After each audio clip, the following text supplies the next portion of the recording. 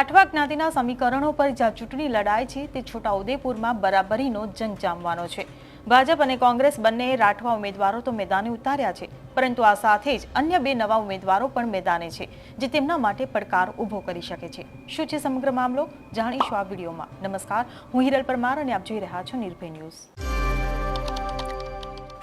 છોટાઉદેપુર લોકસભા સીટના ભાજપના ઉમેદવાર જશુ રાઠવા અને કોંગ્રેસના ઉમેદવાર સુખરામ રાઠવા સામે પડકારો એટલા માટે ઊભા થવાના છે કારણ કે છોટાઉદેપુર લોકસભા સીટ પરથી ભારતીય આદિવાસી પાર્ટીમાંથી જામસિંગભાઈ હીરાભાઈ રાઠવાએ તેઓના સમર્થકો સાથે પોતાની ઉમેદવારી નોંધાવી છે। તેમણે આ ઉમેદવારી એટલા માટે નોંધાવી છે કારણ કે તેમનો આક્ષેપ છે કે ભાજપ અને કોંગ્રેસની સરકારમાં અમારા આદિવાસીઓનો કોઈ વિકાસ નથી થયો। ઉમેદવારી પર તેમણે વધુમાં શું કહ્યું તે સાંભળો।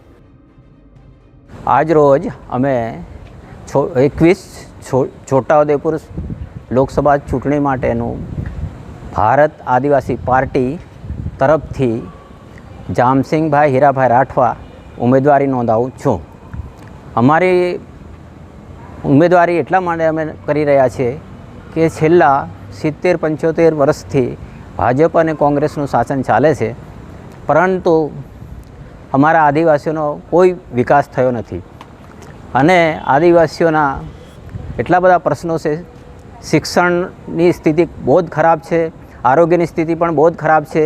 अहींया छोटाउदेपुर जिल्लो लगभग 10 लाखनी वस्ती आदिवासीओने रहे छे, छतां नर्मदानुं पाणी अमारा जिल्लाना किनारेथी आखा राज्यमां हजारों किलोमीटर जाय छे, पण अमारो छोटाउदेपुर जिल्लो तरस्यो छे અને પીવાનું પાણી નહીં મળતું કે સિંચાઈનું પાણી નહીં મળતું। એના લીધે એટલા બધા બીજા પ્રશ્નો પેદા થયા છે કે અહીંથી મજૂરી માટે સૌરાષ્ટ્ર કચ્છમાં અહીંના લોકો આદિવાસી લોકો જઈ રહ્યા છે, ત્યાં પણ એમનું શોષણ થઈ રહ્યું છે। આ બધી પરિસ્થિતિમાં અને અહીંયા જે ગ્રાન્ટો આવે છે આદિવાસીઓના નામની, તે નકલી કચેરીઓ દ્વારા એને હડપ કરી દેવામાં આવે છે અને એના કામો થતા નથી અને 50-50 કરોડ રૂપિયા આદિવાસીઓના ક્યાં ખવાઈ જાય છે એના માટે કોઈ પક્ષ બોલવા તૈયાર નથી। એટલા માટે અમે આદિવાસી પાર્ટીને છોટાઉદેપુર જિલ્લામાં લાવી રહ્યા છે અને ભવિષ્યમાં અમે આનો અમારા હક્કો અને અધિકારો માટે અમે સંઘર્ષ કરવાના છે અને આ પાર્ટીનું અસ્તિત્વ અહીંયા થશે એની અમને ખાતરી છે। અને નવા યુવાનોને બેરોજગારી અત્યારે છે, ભણી ગણીને કરે શું આવી સ્થિતિ થઈ ગઈ છે। તો આ બધા જ પ્રશ્નોના નિકાલ માટે આદિવાસી પાર્ટી એના માટે અવાજ ઉઠાવશે। અહીંયા છોટાઉદેપુર જિલ્લામાં રાઠવા જાતિ માટેનો પ્રશ્ન થઈ રહ્યો છે, તો આ બધા પ્રશ્નોને અમે ઉઠાવવાના છે અને ભવિષ્યમાં મારું સંગઠન વધુ મજબૂત થશે એવી આશા રાખીએ છીએ। તો આ સાથે છોટાઉદેપુરમાં બહુજન સમાજ પાર્ટી પણ મેદાને છે, જેમાંથી સોમાભાઈ ગોકળભાઈ ભીલે ઉમેદવારી નોંધાવી છે। જિલ્લા સેવા સદન ખાતે તેઓના સમર્થકો સાથે સોમાભાઈ ભીલે ઉમેદવારી નોંધાવી હતી।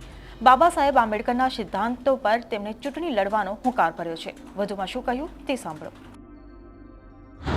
21 છોટાઉદેપુર લોકસભાના ઉમેદવાર તરીકે આજે બહુજન સમાજ પાર્ટી વતી તરફથી હું ફોર્મ ભરું છું અને અમારો જે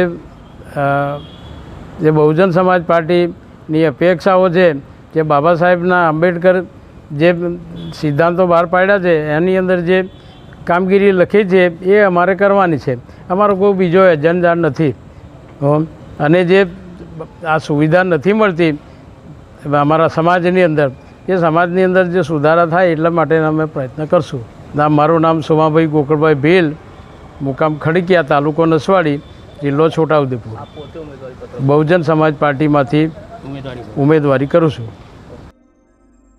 ત્યારે છોટાઉદેપુર લોકસભા મતદાર વિભાગમાં મંગળવારના રોજ 7 ઉમેદવારી પત્રો ભર્યા હતા, જેમાં ભાજપના ઉમેદવાર તરીકે જશુભાઈ રાઠવા તથા ઉમેશ રાઠવા અને કોંગ્રેસના ઉમેદવાર તરીકે સુખરામ રાઠવાએ ઉમેદવારી નોંધાવી હતી। ત્યારે હવે બહુજન સમાજ પાર્ટી અને બીટીપીના ઉમેદવારોએ ફોર્મ ભરતા ખરાખરીનો જંગ જામશે। તમને શું લાગે છે, જીત કોની થશે તેમને કમેન્ટ બોક્સમાં લખીને ચોક્કસથી જણાવશો। જો વિડીયો પસંદ આવ્યો હોય તો વિડીયોને લાઇક, શેર અને અમારી ચેનલ નિર્ભય ન્યૂઝને સબસ્ક્રાઇબ કરવાનું ભૂલશો નહીં। આભાર।